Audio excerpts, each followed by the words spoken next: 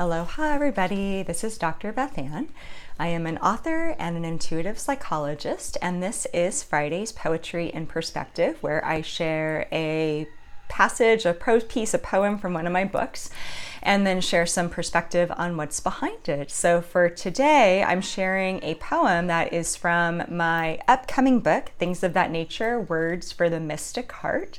It will be out in September, right before the full moon, and this is called The Sound of Silence. And this poem is actually previous published in one of my other works, but it fit the manuscript so well, and it fit the flow so well, I really wanted to include it in this book. The Sound of Silence. I wonder how long it would take if I were still and quiet, no talking or listening to anything other than the sounds of the birds and the breeze in my heart, to become bored and miss words' starts and ends and in-betweens, and conversations with others and exchanges of meaning and people stimulating and connections relating and dialogues vibrating. But for now, too much contact has become overwhelming and draining, and I yearn in my introvert, introspect soul for the sound of silence and a nervous system that's whole and calm and hush and peace, and a brain with space to roam, free from noise and energy leaks.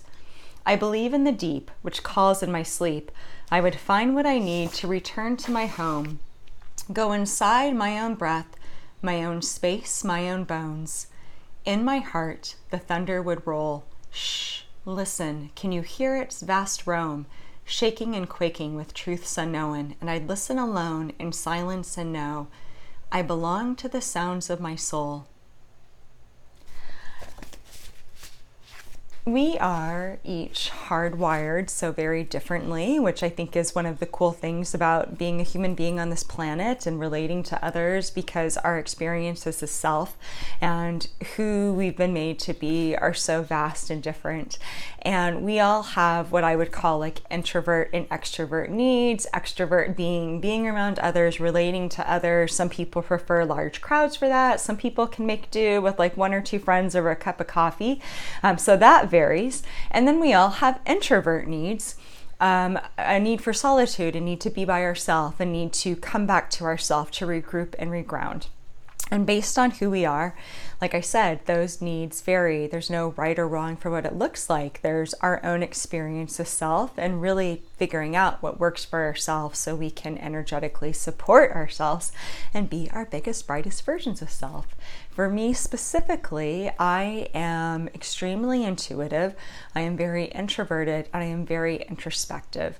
And though I enjoy being around others, on specific occasions, I'm not a crowd person. Typically it drains me because I'm also so empathic, and I'm picking up on the energy of everybody else. If I don't have my like intuitive introvert introspection time, I get really ungrounded very easily. And I wrote this poem at a time in my life that was really, really, really busy. I was moving out of Anchorage, Alaska. I was trying to close a private practice. I was trying to sell a house. I was trying to say goodbye to a lot of people. That was a time in my life where my energy was really diffused and it was really drained. And one of my goals when I moved to Kauai was to really carve out alone time and sacred silence for myself. And this poem was really exploring, like, what would it be like to have that silence? What would it be like to go without talking? Now, I have not done that. I'm married. I've got pets. I talk to the family all the time. But I will say that I really believe in honoring and cherishing our experience of who we are. And for myself, having that time every single day, and I do a couple different things with it. Some of it's writing time, and I need time to write and explore and get my words out on paper. And some of it is time that I need to simply be in my own space with my journal, with my intuition time, and really anchor into that. So what do I want to impart with sharing this poem? Respect yourself. honor yourself. Maybe these words really resonated with you. For some of you who watch this, I'm guessing that they do, because people who are attracted to my work tend to be introverted and intuitive and introspective and spiritual and have that relationship with themselves. But not everybody is. Some people just, you might be really different and might be somebody who needs to talk a lot or to get that out. Honor yourself. Know who you are. Take time to nourish that energy. Take time to respect your energy. Take time to know your own needs, and know that if they're different than somebody else's, that's perfectly, beautifully, wonderfully okay, because that is who you were created to be. You don't have to be like anybody else, but you do have to know you.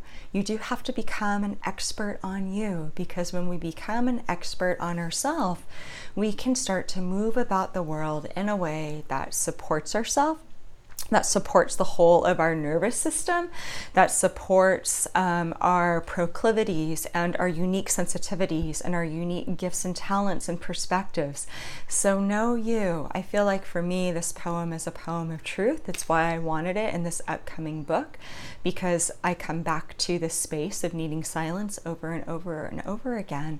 Whatever your truth is, know that, honor that. Know that it's perfectly, beautifully okay, even if others don't get it. They're not doing your life, you are. So it's becomes super important that you become like self-honoring, because nobody else can honor it for you. So have a beautiful weekend. I wish you much aloha and light, and I will be back next Friday for another round of poetry and perspective. Be well and be love, everybody.